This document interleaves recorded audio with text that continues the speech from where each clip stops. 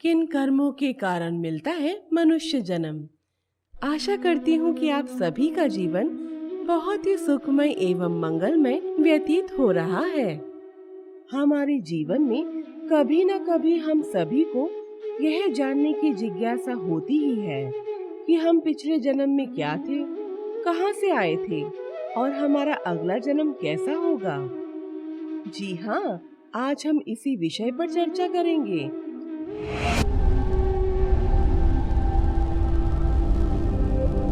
तो आप सभी का बहुत बहुत स्वागत है हमारे चैनल ज्ञान और वैराग्य में। हमारे जन्म या मृत्यु से जुड़े जो भी प्रश्न होते हैं उसके उत्तर हमें गरुड़ पुराण से मिल सकते हैं। अगर हम गरुड़ पुराण की बात करें तो इसमें एक जीव के हर जन्म का लेखा जोखा होता है, जो न केवल उसके पाप और पुण्य का हिसाब होता है बल्कि मनुष्य के मृत्यु के बाद मिलने वाली सजा और अगले जन्म में वह किस योनि में जन्म लेगा यह भी बताता है।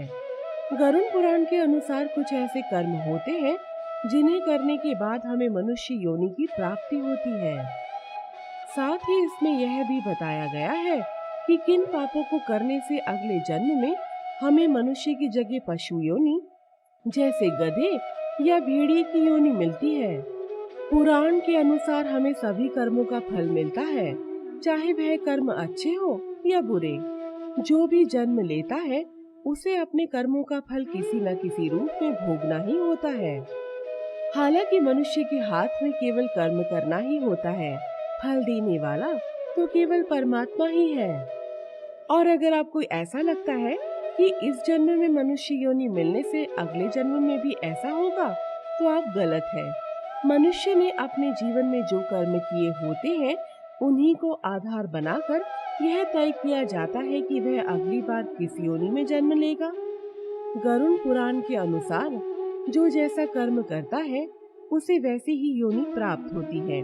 जैसे कि जो बहुत अच्छे कर्म करते हैं उन्हें मोक्ष की प्राप्ति होती है, यानी कि उनका कोई दूसरा जन्म होता ही नहीं है। यानी आप ऐसा भी कह सकते हैं कि उस आत्मा को जन्म या मृत्यु का कष्ट भोगना नहीं पड़ता, वह सीधे ही बैकुंठ धाम को प्राप्त होता है। और जो अच्छे कर्म करते हैं बस उन्हें ही मानव जीवन की प्राप्ति होती है। इसके साथ साथ कई जीव ऐसे होते हैं जो अपने कर्मों के फलस्वरूप 84 लाख योनियों में भटकते रहते हैं और अंत में उनका जन्म एक मनुष्य के रूप में होता है।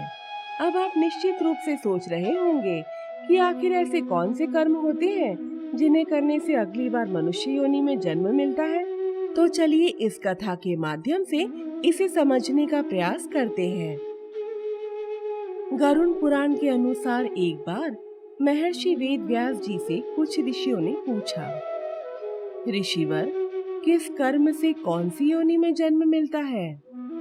तदोपरांत वेद व्यास जी ने बताया कि जो पुरुष पराई स्त्री के साथ संबंध बनाता है और हमेशा स्त्रियों का अपमान करता है उसे भयानक नरक भोगना पड़ता है, और ऐसा करने वाला अलग अलग योनियों में भटकता रहता है। इसीलिए सभी को स्त्रियों का सम्मान करना चाहिए, भले ही वह पराई क्यों न हो। अन्यथा सबसे पहले उस आत्मा को भेड़िए के तौर पर जन्म लेना पड़ता है और उसके बाद कुत्ता, गिद्ध, सांप, कौवे और बगुले की योनि में जन्म लेना पड़ता है। इन सभी योनियों में जन्म लेने के बाद उन्हें मनुष्य योनि में जन्म मिलता है।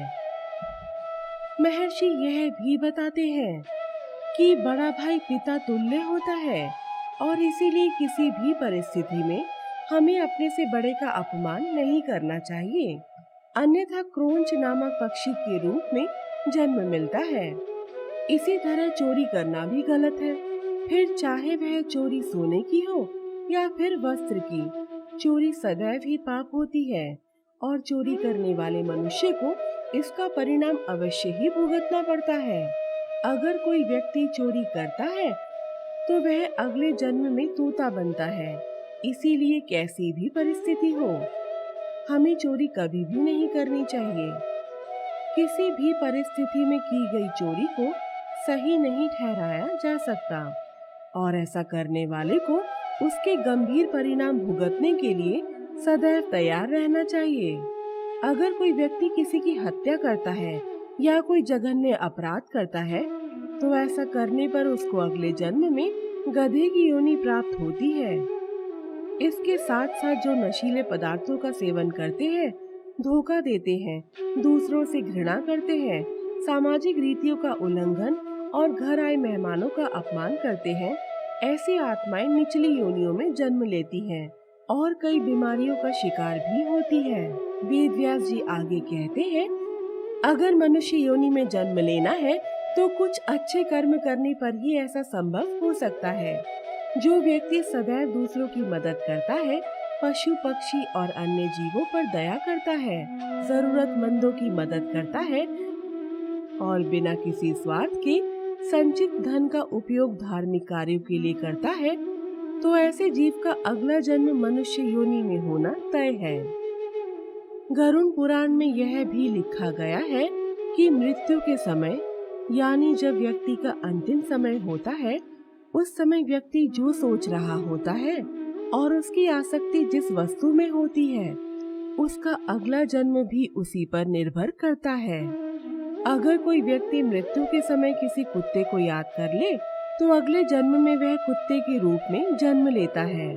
इसी तरह अंतिम क्षणों में यदि ईश्वर का नाम लिया जाए तो वह जीव मुक्ति के मार्ग पर अग्रसर हो जाता है।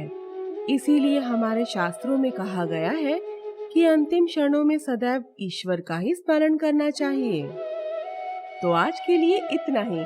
आशा करती हूँ कि आपको यह प्रस्तुति पसंद आई होगी। आपसे निवेदन है कि अगर आपको यह प्रस्तुति पसंद आई है तो इस वीडियो को अपने दोस्तों और रिश्तेदारों के साथ जरूर शेयर करें। और हाँ, जाने से पहले हमारे चैनल को सब्सक्राइब करना ना भूलिए। नमस्कार।